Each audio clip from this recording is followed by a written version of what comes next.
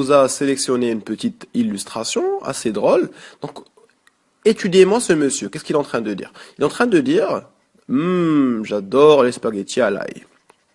Alors, si on se concentre avec son message, on va se dire qu'il y a deux manières de rapporter le discours. Une première manière consiste à reprendre, donc texte par texte, ce qu'a dit le monsieur, en disant, il leur dit, j'adore les spaghettis à l'ail. Cette première façon de faire, on l'appelle le discours direct. La deuxième façon de faire, par contre, donc la deuxième façon de faire, c'est de reprendre ce qu'a dit le monsieur, dans un sens où le discours est rapporté. C'est-à-dire comme si on voulait l'intégrer dans un récit. Qu'est-ce qu'on va dire? Il leur dit qu'il adore les spaghettis à l'ail. Donc cette façon de rapporter le discours, on l'appelle le discours indirect. Dans cette vidéo, on verra donc dans quelles conditions appliquer, donc passer du discours direct au discours indirect, et on apprendra à faire la différence entre les deux. Alors, pour le discours direct, donc en revenant dans la phrase à la phrase initiale, j'adore les spaghettis à l'ail. Qu'est-ce qu'on remarque? Donc on a employé tout d'abord un verbe de parole qui est le verbe introductif, le verbe dire. Ici, il leur dit. Ensuite, ce qu'on a fait, donc on a appliqué une ponctuation spécifique. En l'occurrence, on a pris donc le point, les deux points en fait, et les guillemets. Après, qu'est-ce qu'on a appliqué? On a appliqué le pronom de la première personne, le je. Ici, j'adore. Et finalement, le temps verbal utilisé par le locuteur est, comme vous le remarquez, le présent. Bien sûr, avant de finir donc cette parenthèse, la ponctuation donc qui a été appliquée dans cette phrase est une ponctuation qui est expressive. Alors toutes ces caractéristiques et toutes ces remarques, elles sont donc spécifiques à l'emploi du discours direct. Très important. Par contre, dans le discours indirect, je vous invite à revoir la phrase. Il leur dit qu'il adore les spaghettis à l'ail. Alors, qu'est-ce qui caractérise en fait cette phrase? Tout d'abord, il faut savoir qu'on a employé une subordonnée introduite par que. Alors, cette subordonnée introduite par que, ici, le que, il est spécifique à l'usage du discours indirect. Alors, cette première façon de faire, on l'appelle le discours indirect, tout court. Il leur dit j'adore les spaghettis à l'ail. Vous avez reconnu, c'est le discours direct. La même chose pour le discours indirect. Il leur dit qu'il adore les spaghettis à l'ail. Ce qu'il faut savoir, c'est que pour passer du discours direct au discours indirect, il faut opérer certaines règles et certaines modifications. Alors ces modifications-là, on les verra en détail dans la suite des slides. Première modification qui porte sur la phrase, ce sont des modifications de personnes. Alors, donc si on prend la phrase suivante, Noor m'a dit, j'ai parlé de toi à mes parents. Cette phrase est bien sûr rapportée au discours direct. Lorsqu'on voudra passer au discours indirect, on dira Noor m'a dit qu'elle avait parlé de moi à ses parents. Vous remarquez bien évidemment qu'il y a des modifications qui ont été opérées. Ces modifications, je les ai mises en gras. Donc dans le discours direct, les personnes, comment elles sont? Elles sont déterminées par rapport au locuteur qui est ici Noor. Parce que c'est Noor qui dit la phrase. J'ai parlé de toi à mes parents. Par contre, dans le discours indirect, les personnes, elles sont déterminées par rapport à celui qui rapporte les paroles du locuteur. Dans cet exemple, c'était moi. Comme vous pouvez le remarquer. Donc, j'ai parlé de toi à mes parents. Donc, Noor, dans un premier temps, est s'adressé à moi. Et pour rapporter ces paroles, qu'est-ce que je vais dire? Noor m'a dit, qu'elle avait parlé de moi à ses parents. D'accord? Les personnes, elles sont déterminées par rapport à celui qui va rapporter la phrase, qui va rapporter la parole. Ça pouvait être quelqu'un d'autre. Donc, si c'était quelqu'un d'autre à part le moi, qui était le sujet en question dans le toit, alors si c'était quelqu'un d'autre, on aurait dit Noor a dit qu'elle avait parlé de lui à ses parents. Noor lui a dit qu'elle avait parlé de lui à ses parents. Mais dans cet exemple en particulier, donc la personne qui rapporte, c'est moi. Les deuxièmes types de modifications qui peuvent porter sur la phrase, ce sont des modifications de temps. Alors, lorsque le verbe introducteur est au présent ou au futur, il n'y a aucune modification de temps. Le temps de la subordonnée est le même que celui du discours direct. Par exemple, donc, Par exemple, le verbe ici introductif, c'est un verbe au présent. C'est le verbe annoncer. Dans le discours direct, on dira, il nous annonce, il sera au Maroc dans un mois. Donc dans le discours direct, le verbe être est conjugué au futur. Et comme on a dit, il n'y a aucune modification de temps. Aucune modification de temps. Donc le verbe être restera conjugué au futur lors du passage au discours indirect. Par contre, lorsque le verbe introducteur est au passé, passé simple, passé composé ou bien imparfait, une modification de temps s'impose. Le temps de la subordonnée n'est pas toujours le même que celui du discours direct. Par exemple, donc lorsqu'on dira « il m'a dit, je t'achèterai une robe », si on veut appliquer la première règle en reprenant « il m'a dit qu'il m'achètera une robe », on aura commis une erreur. Il faut faire attention parce qu'en fait, il y a des règles qui sont bien spécifiques à l'usage, donc au passage en fait du discours direct au discours indirect, lorsque le verbe introducteur n'est pas au présent ni au futur. Dans cet exemple, par exemple, le verbe introducteur est au passé composé. Donc les règles à retenir, ce sont les règles suivantes. Donc si le verbe au discours direct est un imparfait, il reste inchangé. Tout ceci, bien sûr, c'est dans le cas où le verbe introductif n'est pas au futur ni au présent. Dans cet exemple, le verbe introductif, il est au passé composé. Et donc, ici, j'ai un parfait. La règle, ça doit rester inchangé.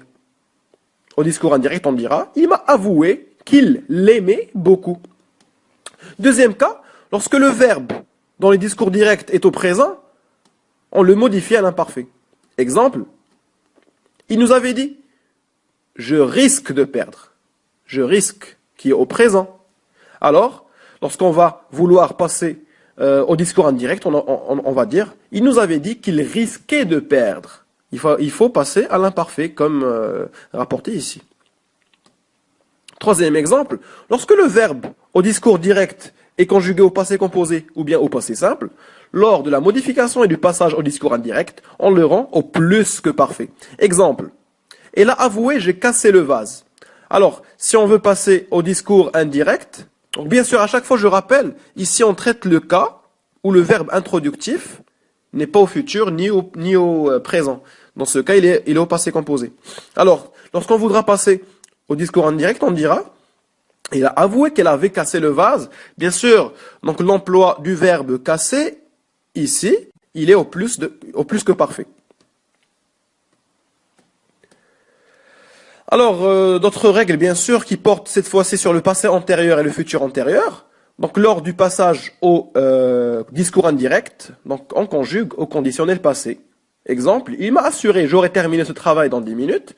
Lorsqu'on passe au discours indirect, donc le verbe terminer se conjugue cette fois-ci au conditionnel passé.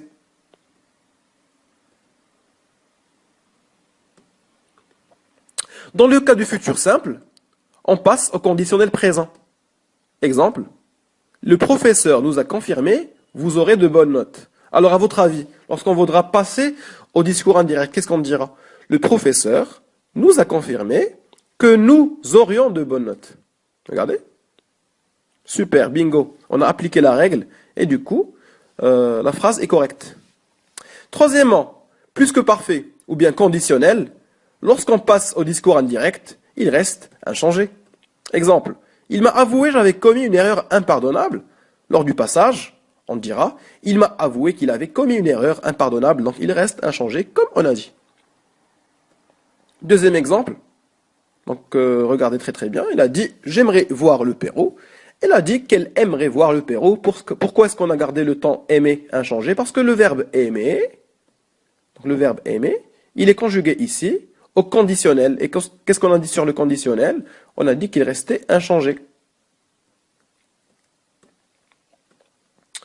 Alors, le quatrième type de modification, il porte sur donc, le mode. Donc le mode de conjugaison. L'indicatif ne s'utilise qu'en discours direct. Retenez très bien cette règle. Alors par exemple, il lui a dit prends un taxi. Au discours indirect, on utilisera tous les modes imaginables sauf l'indicatif. On pourra dire il lui a dit de prendre un taxi. Donc c'est l'infinitif. On pourra dire il lui a dit qu'elle prenne un taxi, subjonctif. Il lui a dit qu'il fallait qu'elle prenne un taxi, encore une fois. Il lui a dit qu'elle devait prendre un taxi. Comme vous remarquez, on n'utilise jamais l'indicatif. Les modifications d'adverbes de lieu et de temps.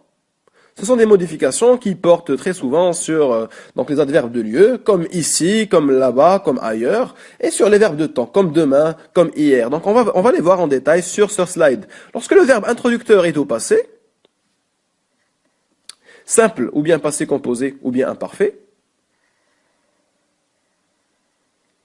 retenez-le très bien. Les adverbes de lieu ou de temps sont remplacés par des équivalents. En voici quelques exemples. Donc, on vous invite à rechercher sur Internet, donc sur Wikipédia par exemple. Mais dans ce slide, on ne verra que certains. Alors, ici devient là ou bien là-bas. Demain devient le lendemain ou bien le jour suivant. Dans un mois devient le mois suivant, un mois plus tard. Avant-hier devient l'avant-veille. Hier devient la veille. Après-demain devient le surlendemain. Donc nous vous invitons à les rechercher, d'accord? Alors comme exemple, il a annoncé je pars en France demain. Au discours indirect, qu'est-ce qu'on dira? Il a annoncé qu'il partait en France le lendemain. D'accord? Donc qu'est-ce qu'on a appliqué ici? On a appliqué deux règles. Donc ici, comme vous pouvez le remarquer, un verbe introducteur, il est au passé composé. Donc le verbe de la forme du discours direct, il est transformé il passe du présent à l'imparfait, comme on a vu dans notre règle, et l'adverbe de temps demain devient le lendemain, comme indiqué et mentionné ici. D'accord? Donc exemple 2, hier il m'a dit je voyagerai demain. Au sens indirect, dans le discours indirect, qu'est-ce qu'on dira? Faites attention, en fait ici c'est un petit piège. Hier il n'est pas placé au sens direct. Ici on rapporte. Le sens direct, c'est ce qui se trouve entre les guillemets. Alors, lorsqu'on voudra transformer cette phrase au sens indirect, on va transformer donc le verbe, le temps du verbe, ainsi que l'adverbe de temps demain. Et on dira, hier il m'a dit qu'il voyagerait le lendemain. Faites attention et retenez très très bien ces règles parce qu'elles sont primordiales. Alors, le cinquième type de modification, ce sont des modifications donc diverses. Dans le discours direct, on fait usage de quelques mots de locution pour exprimer un sentiment, une attitude, etc., qui disparaissent dans le discours indirect. Par exemple, lorsqu'on dira « Pourriez-vous m'aider à remplir un formulaire, s'il vous plaît ?»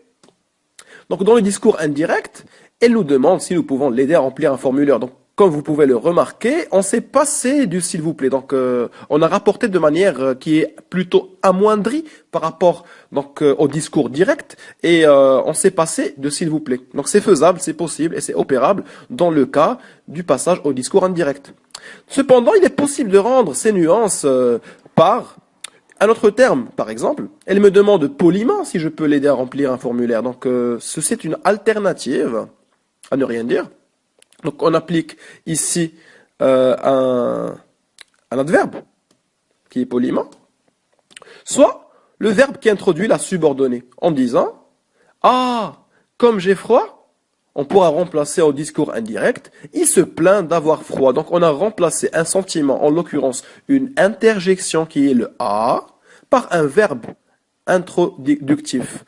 Donc c'est le verbe qui introduit notre subordonné. Finalement, l'interrogation, elle peut être totale ou bien partielle. Dans le cas où elle est totale, si l'on peut y répondre par un oui ou par un non par exemple, on emploie l'adverbe interrogatif si. Par exemple, il m'a demandé est-ce que tu fumes?